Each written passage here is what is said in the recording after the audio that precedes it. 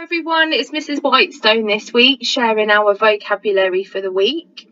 This week we've been talking to the children about what they want to be when they're older, and some of the words we've used this week are on the slideshow. So the first one we've used is aspiration, and we told the children that an aspiration is a big dream of what you want to be when you're older.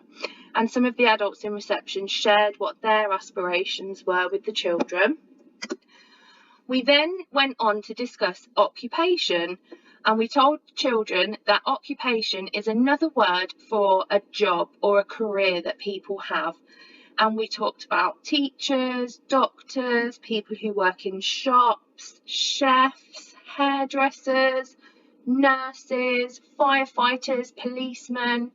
Lots and lots of different occupations. We've watched episodes of Biggleton in our carpet sessions and discussed the occupations we saw in there. There were musicians and florists. The children were really keen to share what they had observed in the episodes and the occupations they'd seen. And then we talked to the children about places that you go to learn how to do the things you want to do when you're older. So we told the children that you can go to university and college, and they are places that adults and older children go to, and that you choose what you want to learn there. We also told the children that anybody can be anything they want to be when they're older. They just have to work hard at school, and we highlighted the importance of doing maths and phonics. And the children really took it on board, and lots of them told us what they want to be when they're older, and some of them told us why, which was amazing.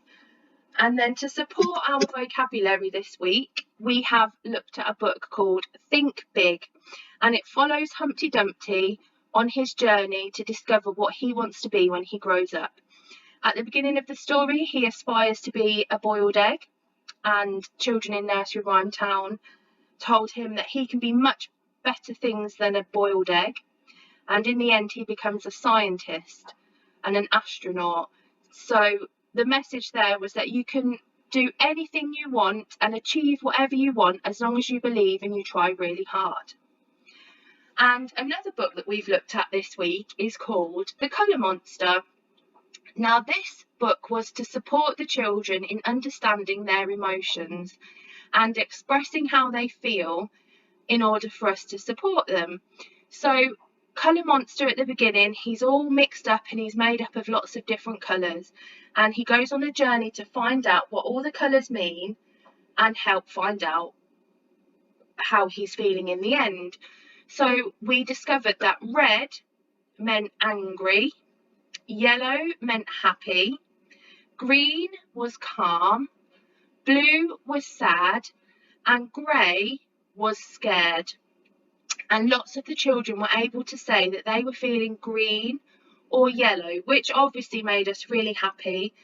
But when the children were feeling a little bit angry or a little bit sad, we were then able to use these colours and ask them what was making them feel blue and sad, or we could see that they were feeling a bit angry and they looked a bit red to us. What could we do to help them to feel green again? The children have really grasped this concept, and we've got colour monsters in our classrooms, and quite often the children, you can hear them talking to each other, and they'll find coloured blocks in the classroom and they'll name the colours according to the emotions. So it would be great if you could discuss the vocabulary with your children at home over the weekend. You can pop us a comment to say anything that they've told you. We've already had a couple of parents say that their children have been talking about the words at home, which is absolutely amazing. And to link it into last week's vocabulary about family, perhaps you could talk about your aspirations or occupations that you've had or want to have, or that members of your family have had, and highlight that anybody can be anything. So lots of workplaces are very diverse, and the more people that do different jobs, the better. So that is that for this week, and we look forward to sharing with you next week